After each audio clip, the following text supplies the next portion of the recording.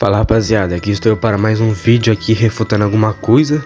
E dessa vez aí eu vou refutar esse vídeo que tá aparecendo nessa tela, porque teve uma repercussão meio grande no Twitter. Então eu senti vontade de refutar mais uma vez uma pessoa, né? O vídeo original vai estar na descrição. Eu não sou hater, tá? Só tô contra-argumentando. Não acho que a CB vai gastar seu tempo dando strike em um canal de 20 inscritos, mas só pra não dar essa chance eu vou fazer algumas alterações no vídeo.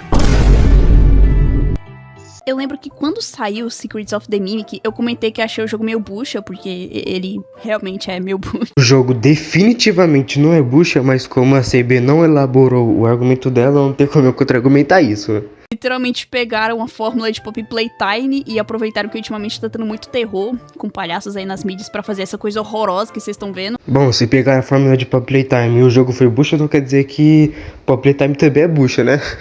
Mas, assim, com certeza não pegaram nenhuma fórmula de Pop Playtime, não sei de onde ela tirou isso. O FNAF já tem terror com palhaço há muito tempo, tá? Então, não faz nenhum sentido ela falar isso. Mais uma vez, ao invés de deixarem a lore principal do jogo em paz, em Secrets of the Mimic, eles tiraram mais leite de pedra, inventando mais história foda-se pra lore, só pra lucrarem com mais um jogo que nem faz sentido. Não faz o mínimo de sentido ter FNAF no título desse jogo. Obviamente faz sentido ter o nome de FNAF, já que é do mesmo universo e também é sobre animatrônicos e também tá falando sobre uma história que já teve FNAF e o jogo tem Fred sim, tá? Então, não sei por que ela falou isso, mas tudo bem. A história de Secret of the Mimic com certeza não é uma história foda-se, já que simplesmente a história mais elaborada e mais bem feita da franquia tá no Secret of the Mimic, uma história que não depende de livros, igual todo o resto da franquia. E mais uma vez ela não elaborou o argumento dela, então não tem como eu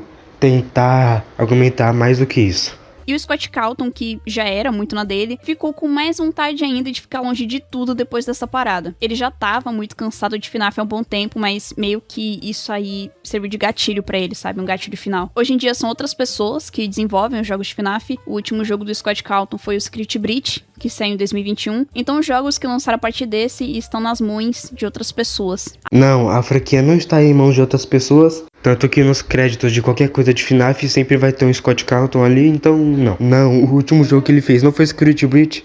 E não, ele não tava querendo sair de FNAF há muito tempo, isso não tem nenhum disso. Existe uma discussão de muitos anos na internet que é sobre a farm de jogos de FNAF. Muita gente diz por aí que FNAF poderia ter acabado no Pizzeria Simulator ou no máximo em Ultimate Custom Night. Isso porque no Pizzeria Simulator que acontece o fechamento de toda a história principal do jogo, que é quando o Henry monta uma armadilha para ajudar todas as entidades restantes num único lugar para incendiar todos eles de uma vez. Então a Baby morre, o Molten Fred morre, o Left morre, mas principalmente o Springtrap finalmente morre. É o final perfeito. Todo mundo ali vai pro caralho e as almas das crianças finalmente descansam em paz.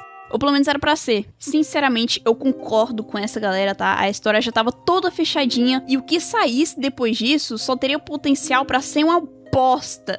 Não, o final de FNAF 6 não era nem um pouco bom e também não estava fechadinha a história, e eu já expliquei isso no meu primeiro vídeo do canal. Eu sei que eu já falei antes de Secrets of the Mimic por aqui, mas que me pariu, que jogo imbecil é esse? Eu sei que existem outros jogos bem toscos de FNAF por aí, além desse, ainda na época que o Scott Cawthon criava os jogos, mas é bizarro pra mim como um jogo desses pode existir. É o maior exemplo de retcon forçado que poderia existir nesse mundo, porque eles basicamente inseriram uma história muito foda-se na lore do jogo. O jogo não tem absolutamente no retcon. O Mimic precisava de uma história nos jogos, para as pessoas dos jogos saberem a história dele e não só ficar preso nos livros, que nem uma certa parte aí da franquia de FNAF. O jogo é o jogo mais bem feito de toda a franquia de FNAF. O jogo teve um feedback muito bom. A maioria das pessoas que eu vi jogarem o jogo gostaram muito do jogo.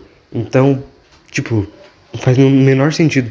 Só aquelas mesmas pessoas que falam que todos os jogos e tudo no atual de FNAF é ruim, que falaram essa mesma coisa que ela. Então, tipo, né? Eles sabiam que a história de FNAF já tava fechada, finalizada, e que prolongar mais ainda essa história ia piorar tudo. Não é o Secret Breach? que fizeram o Springtrap voltar como um vírus. Outro bagulho que eu acho muito tosco é a forma que forçam a volta do William Afton. Eu sei que o lema dele é que ele sempre volta e tudo mais, mas caralho, irmão, chega! A cada vez que ele volta da forma mais sem pé nem cabeça possível, a história do jogo só vai ficando cada vez mais tosca. FNAF começou como um bagulho espiritual, envolvendo almas de crianças indefesas e toda uma tragédia muito pesada com essas criancinhas, pra IA do Springtrap numa pizzaria. Não tem nada de IA do Springtrap na pizzaria, nunca teve isso. Sempre falam mal do Mimic porque querem o vilão sendo o Springtrap, mas também não se decidem se querem o Springtrap de volta ou não. Então fica meio difícil, né? Esse lance do William Afton ser o Glitch Trap e o Burn Trap, eu não ligo muito, já que as duas teorias são boas. E eu acredito mais que possa ser que seja o Afton e o Mimic ao mesmo tempo. Mas, sei lá, atualmente estou mais no lado do Mimic. E as duas teorias são bem subestimadas, mas eu aconselho vocês a ver um pouquinho dos fatos e tentar, né, entender o bagulho. Mas CB, esse cara aí não é o Springtrap, na verdade, ele é um Mimic. Foda-se, eu não ligo pra caralho de Mimic, irmão. Esse cara não fazia diferença antes na lore, mas agora tudo é ele, né?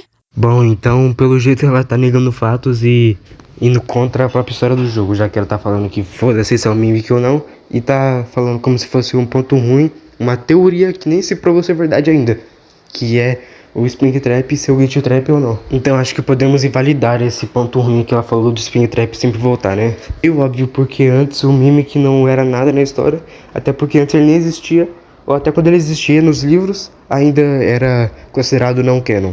Então, né? Sobre esses filmes, mano, é que quem escreveu eles foi o próprio Scott Calton. A diretora do filme, Emma Temme, também tem bastante influência no filme, então eu não culpo o Scott Calton por fazer esses filmes aí, que são considerados uma merda, mas pra mim foi um filme muito bom, o segundo filme. Até a história de FNAF não foi ele que criou tudo 100%, ele literalmente assistia os vídeos de teoria sobre FNAF no YouTube, e com base nessas teorias, ele colocava mais detalhezinhos na lore do jogo para as pessoas criarem mais teorias e chegar no ponto que as teorias viraram canônicas. Não tem absolutamente nenhuma evidência que o Scott Calton fez isso. Ignorando que é o filme só pra quem gosta do jogo e assistindo na visão de quem nunca acompanhou nada de FNAF, os filmes são muito ruins, mano. Essa visão, até que concordo mais com ela, mas não é tão ruim assim também não. Também é muito exagero isso. Caso aqui, os filmes também podem ser divertidos, sim. Muita coisa não é explicada direito nos filmes. Que nem uma certa parte aí da franquia. Agora sobre os filmes eu não vou contra-argumentar em nada, já que eu não quero também. É uma parte que eu não tô querendo fazer. E é isso, deu a preguiça. Mas se FNAF de uns tempos pra cá se tornou algo tão tosco, como que ainda dá certo? Bom, se prepare porque eu tenho as respostas. Motivo número 1. A história do jogo nunca acabou. A cada jogo que eles lançam é como se fosse mais uma peça do quebra-cabeça infinito que é a lore, o que instiga as pessoas a sempre teorizarem sobre a história do novo jogo e sempre gerar mais conteúdo sobre eles. Isso é 99% verdade. Os jogos de FNAF terem uma história confusa é de propósito. Quem tá fazendo os jogos de FNAF quer que você vá atrás de saber mais ou teorize sobre. Foi isso que fez FNAF crescer e é isso que sempre fará todo jogo de FNAF hypar. Os últimos 4 jogos de FNAF não teve história confusa e eu consigo explicar facilmente aqui pra qualquer um. Segundo motivo é que, assim como eu disse antes, pra época foi muito inovador a dinâmica do jogo e também o design dos personagens. Realmente a aparência dos personagens de FNAF é muito icônica, principalmente os mais clássicos assim do primeiro jogo. Design esses que não tinha nenhum outro jogo parecido com isso na época, então foi algo completamente novo. Ué, mas eu não entendi esse motivo, ela falou do que fez FNAF se tornar famoso, mas não do que faz ele continuar. Terceiro motivo, os youtubers levam FNAF nas costas. Hoje em dia existem outros meios de acompanhar todo tipo de mídia, mas em 2014, meu amigo, era só o YouTube. Hoje em dia é muito mais fácil você participar de uma bolha, é muito mais fácil você conhecer algo novo e pessoas que gostam da mesma coisa que você. Então, se tem pessoas que publicamente falam por aí de FNAF, sempre aparece mais gente acabando de conhecer sobre os jogos e se interessando. Mais uma vez ela falou do negócio de FNAF antigamente, mas assim, o público carrega a franquia nas costas de qualquer franquia que você vê. Qualquer uma. Se não fosse pelo público, por exemplo, GTA não seria tão grande como é. Quinto motivo. comunidade artística muito criativa. Desde muito tempo sempre existiram artistas muito bons que faziam várias animações dos personagens de FNAF, várias séries animadas, várias músicas muito icônicas feitas pela própria comunidade e quase todo dia aparece algum fangame novo do jogo. Fangames esses que são bons pra caralho. E até hoje eu assisto muitas gameplays deles. Tudo isso se torna uma divulgação muito absurda pra FNAF.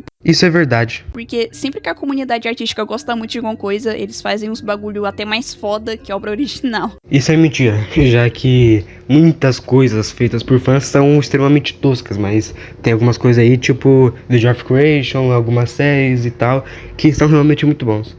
Sexto motivo, FNAF se tornou comercial. Se tornou não só a fonte de vários produtos, como livros, bonecos e fantasias, como também, hoje em dia, é considerado algo cultural da internet. E isso é meio óbvio. E o vídeo dela termina depois disso. Bom, eu não acho que ela seja uma hater de FNAF, mas pô, pelo amor de Deus, né, gente? Vamos atrás de informações, vamos parar de falar toda hora o mesmo argumento repetitivo, toda hora, que já saturou.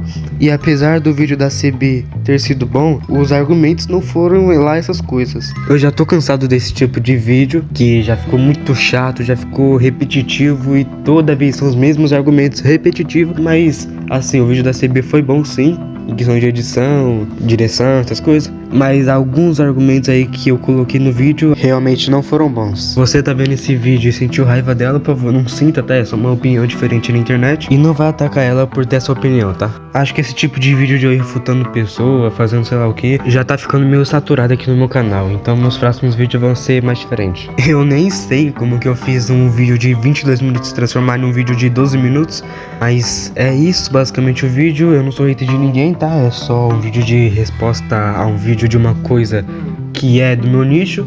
Então é isso, tá? Adiós.